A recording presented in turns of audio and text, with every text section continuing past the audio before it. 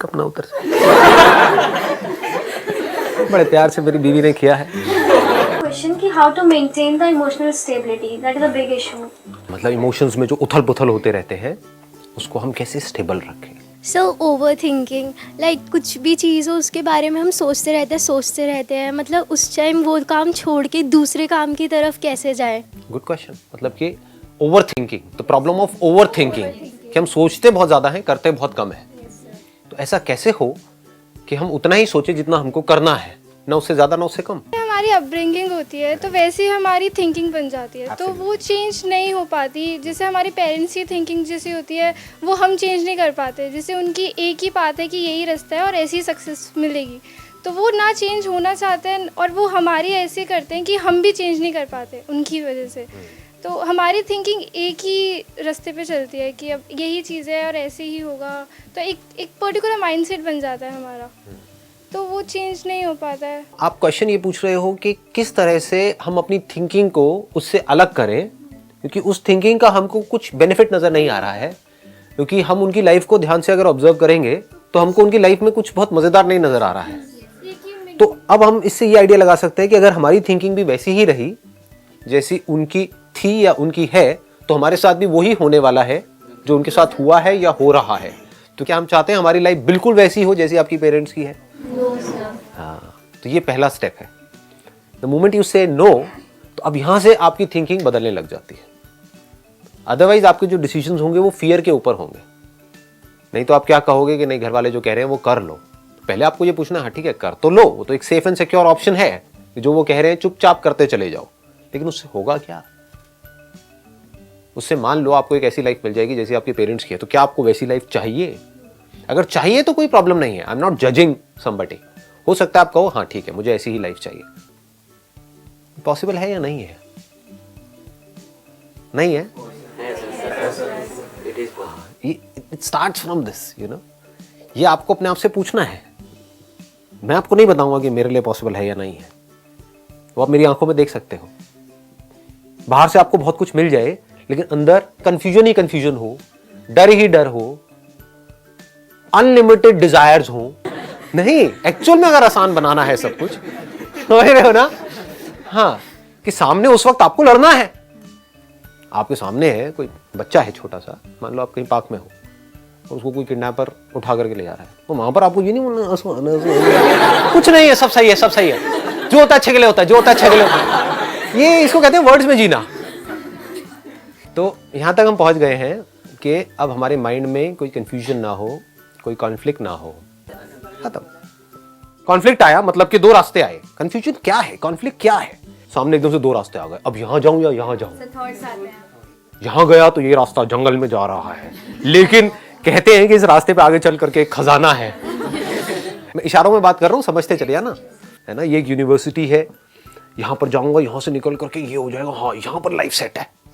लेकिन ये एक ऐसा रास्ता है जो मेरे घर वाले कह रहे हैं, लेकिन पता नहीं यहां पर क्या होने वाला है। समझ गए ना, फंस गए। अब यहां पर आप फंसे हुए, तो ये क्या है? कंफ्यूजन ही है ना चारों तरफ। इसका सोल्यूशन क्या है?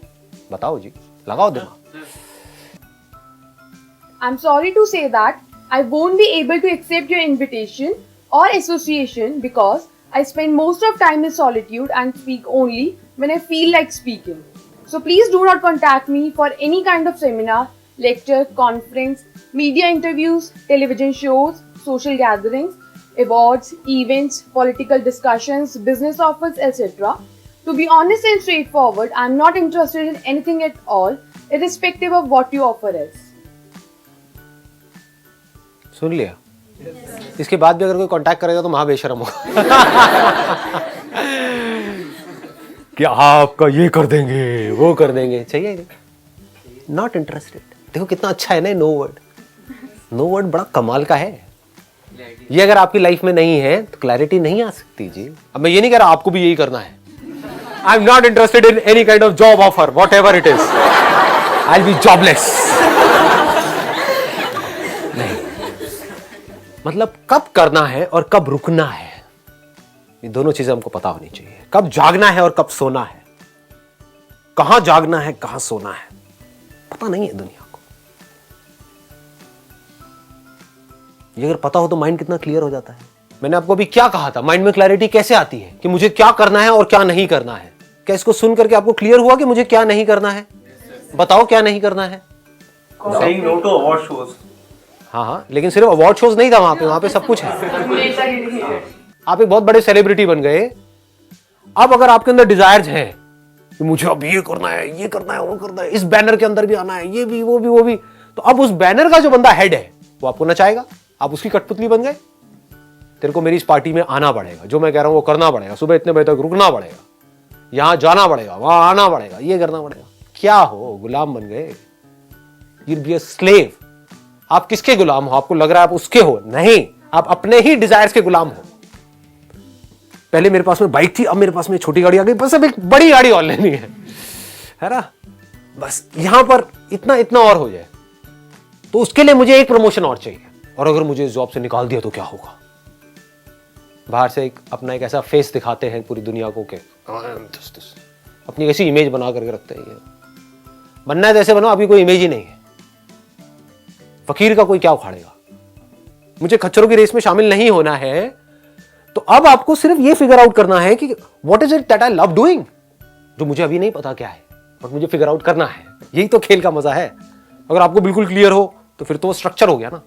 फिर उसमें खेल क्या है, फिर डिस्कवरी क्या है? और जहां पर डिस्कवरी नहीं है, जहां पर कुछ अनसर्टेनिटी नहीं है, वो खेल नहीं है। आपको पहले ही पता है कि मतलब एक मैच हो चुका है, उसको बार बार देखे जा रहे हो प्ले करके, मजा आएगा। मूवी बन गई है, उसको बार बार देखे जा रहे हो, ये पहली बार देखने में मजा है। तो पहली बार मूवी को देखने का मतलब क्या है? सस्पेंस है। अब what you need from me is a guarantee, कि मुझे कोई ऐसा तरीका बता दो कि मुझे अभी समझ आ जाए कि मुझे क्या करना है, और मेरा माइंड वहां से हिले ही ना, और मैं बस वही करूं और मैं सक्सेसफुल हो जाऊं, मेरे माइंड में और कोई थॉट्स ही ना आए। ऐसा नहीं होता है। हाँ, ख्याली दुनिया से बाहर आ जाओ, मुझे पता है आप लोगों के माइंड में क्या चल रहा है। ऐसा नहीं होता है। फिर वो खेल नहीं है, कोई रास्ता नहीं है, कोई पैटर्न नहीं है, कोई मैप नहीं है। इसीलिए मजा है, एक थ्रिल है लाइफ। कि आपका क्या इंटरेस्ट है, क्या पैशन है, what is it that you love doing, आपको नहीं पता है, मुझे भी नहीं पता है, आपके घर वालों को भी नहीं पता है। फिगर आउट करना है। I need to find out. If you reach a particular place जहां पर आपको जो पैशन है, the deepest passion of your life is your profession, तो क्या होगा, धीरे धीरे उसमें आपको सक्सेस मिलनी ही मिलनी है। तो आपके पास इतना पैसा आ जाएगा कि अब आपको पैसे की टेंशन नहीं है। फिर उस पैसे को आप यूज करोगे अपने पैशन को और पैशनेटली करने के लिए, क्योंकि चीजों के तो डिजायर है ही नहीं। फियर पूरी तरह से निकल चुका है।